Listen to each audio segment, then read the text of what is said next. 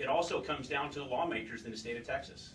You have a responsibility to the rest of us and to all these people up here to pass a law that's going to help us stop this mess. As a police officer, I have a responsibility to everybody. I have to be able to stop this stuff from happening. I need the tools to be able to stop this. I need to be able to stop a car because some idiot is texting and driving and not paying attention to where he's going, and put a reminder in his pocket why he shouldn't do it again. Everybody's afraid to say that traffic citations are about revenue. Sure they are. The city or the state or whoever is going to make money because you're being an idiot. So if there's a real easy way to not get a ticket, don't speed, don't run red lights, don't text and drive. It's real simple. You know, the state of Texas, and Gene Wu talked about this, I've known Gene for a long time.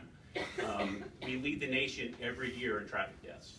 And if you haven't noticed, the signs that were up in January, over 3,700 people died in Texas last year on the highways. It's way too many. There's a word I keep hearing up here today from all kinds of people, and it's a word we have to get out of our vocabulary, and it's accident. Right? These are not accidents. We've been driving this into everybody about drunk driving for years. It's not an accident. Texting and driving when somebody gets injured or killed is not an accident. It's an intentional act. Now, we know that your intent is not to go out and hurt somebody, but you pick up that phone, you have every intention of sending that text message or that Snapchat or playing on Facebook or whatever else we love to do. And I love my phone just like everybody else does. I have to carry 2 of them. But in the car, it's not the time to do it. You have to get that out of your head. If you pick up your phone and you cause a crash, that is not an accident. All right, we have to get that word out. The city of Houston, unfortunately, leads the state of Texas in fatal crashes.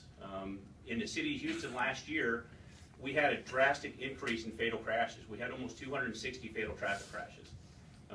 In 2015, we had 212.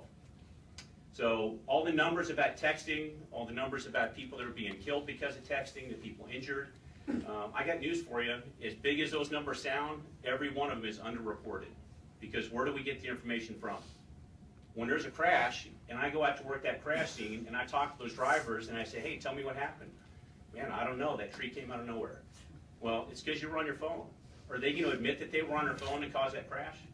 No. Just like the drunk driver, when we pull those guys over, every one of them says they had 2 beers. All right? That's the first field sobriety test. It's a load of crap. All right? It's the same thing. So all these numbers we get about texting and driving, some of them are guesstimates. Some of them are because of cases like this one that I brought with me 2 years ago when I came and spoke. All right? So the day before I came here to Austin to talk to the Senate committee about texting and driving, I was out on the freeway in Houston working a fatal crash. All right? There is absolutely no doubt that that crash was related to texting and driving.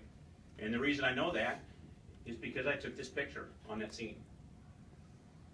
So it's graphic, it's ugly, it's not something anybody wants to see, but the reality is that there's a dead girl in this picture with a cell phone in her hand.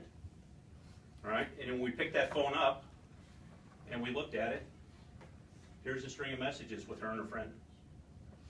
All right? This is not a joke. This is something that has to stop. It has to. I've been a police officer for 16 years.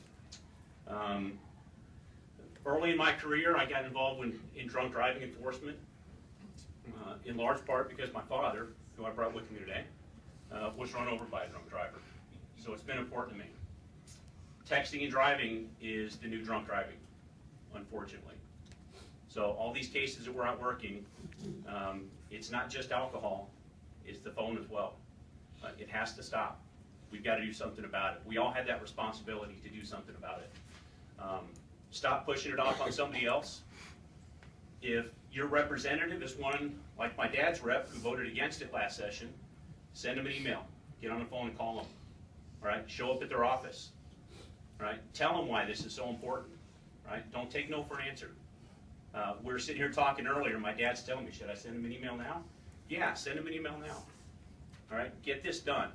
So let's all take a little bit of responsibility for each other and for our actions, and let's make this happen this time. Thank you.